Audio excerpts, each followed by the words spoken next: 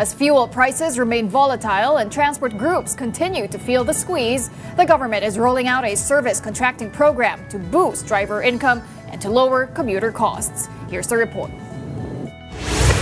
A radio warning from the Iranian Navy is now being picked up by ships passing through the Persian Gulf. This is Iranian Sepa Navy Station. You need to receive permission from Iranian Sepa Navy for passing through the strait.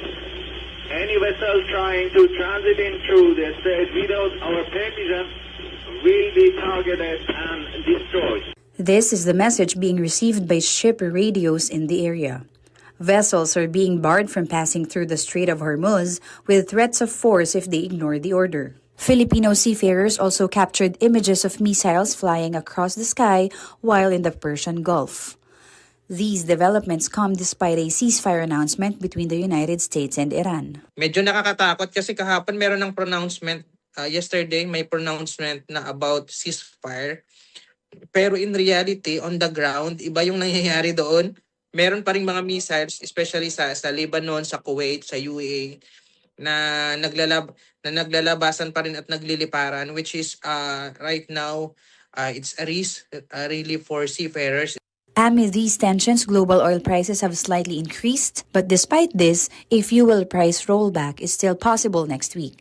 But transport groups are not convinced. Pangloloko na naman ito sa mga tsuper, sa taong bayan, na ang laki nung ibinaba sa world market, nagbaba na sir ito. So dapat, dati kapag ka may forecast na may gulo, yung pangalawang araw pa lang nagtataas na sila ng presyo. Pero ngayon nagsabi na bumaba, ayaw naman nilang magbaba. Yung pagbaba na yan sir, parang parang masama pa yung loob ng mga oil companies. As this unfolds, the government is rolling out additional support. President Bongbong announced the start of the service contracting program on April 15.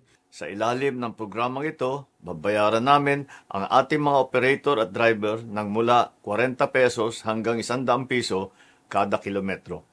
Dagdag ito sa kanilang kita mula sa pamasahe. Passengers will also get at least a 20% discount.